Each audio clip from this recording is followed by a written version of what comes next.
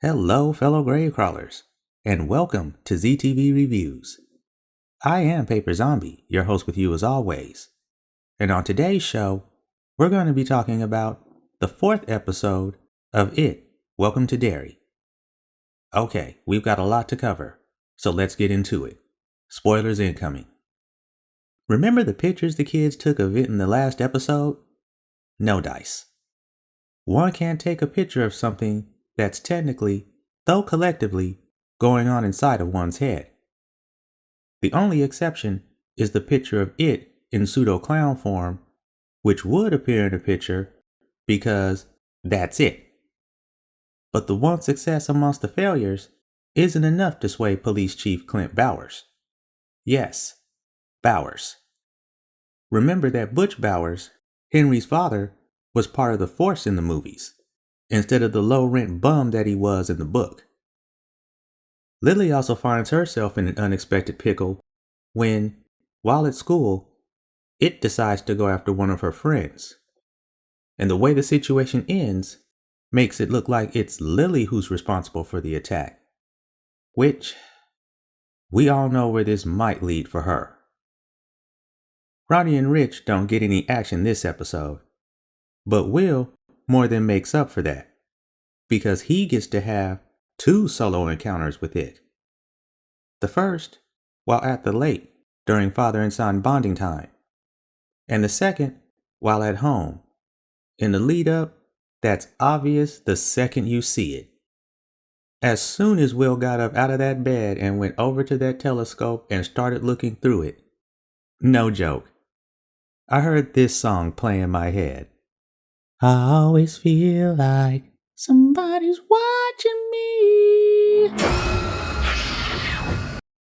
And as an unexpected twist, both times Will is disturbed by it, Leroy is left with a sign to show him that his boy is not crazy.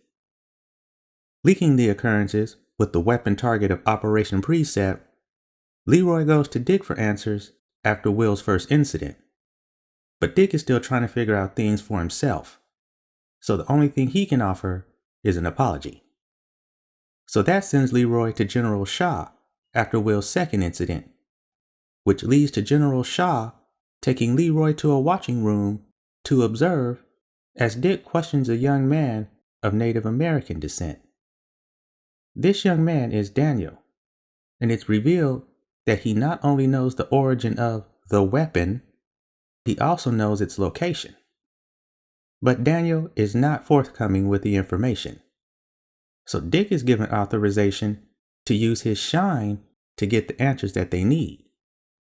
And in a pretty sweet little scene, we get to watch as Dick tears down all of Daniel's mental defenses before he walks right in through the front door of Daniel's mind and into his memories.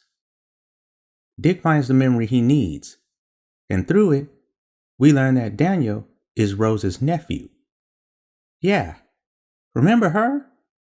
She's all grown up now and still living in Derry. We also find out the history of it, according, of course, to the lore of the tribe. Basically, an imprisoned it, described as an evil spirit that the tribe comes to call the Galoo, was cast down to earth long before the age of man. Upon impact, the prison shattered, and it was released. When the age of man came, it was found that charge of the prison would repel it. Rose's ancestors used one of said shards to keep themselves and the other tribes safe on the eastern end of the woods, while it dwelled on the western end of the woods. Time passed, and white settlers eventually arrived. Against warning, they go marching off into the western woods and promptly get slaughtered and devoured by it. Unfortunately, this plentiful meal allows it to grow stronger, to the point of being able to hunt beyond the western woods. This leads to members of Rose's tribe establishing a prison around the perimeter of the western woods by burying 13 shards in the ground and marking their locations with pillars. Since that time, and into current, Rose's tribe has watched over the prison and kept its location secret. When Dick asks Daniel how to find the pillars, Daniel shows him where he needs to go to find the tunnels that lead to them. And guess where that location is? Yep, the Whale House, aka the house on Neibolt Street, aka the entrance to its lair. Also in this episode is what's going on with Hank, because Chief Bowers and crew are ready to send that one on to Shawshank. But Charlotte hears about the situation and decides to get involved. It's to Charlotte and to her only that Hank reveals where he was on the night of the murders at the theater.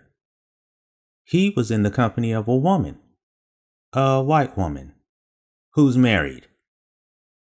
This being the 60s, that alone can get Hank lynched, which is why he won't tell the police, due to all of them being white men. So Charlotte is left to figure out a way to get the truth out while also letting Hank walk away with his continued existence. So that's where episode 4 leaves us. I get the feeling that they want us to see Lily in Juniper Hill. I mean, it's in the show's intro, and it would be the perfect place for it to just go buck wild and really try to mess with her mind. But we'll see what episode 5 brings. Till then, thanks for watching, and I'll catch you next time.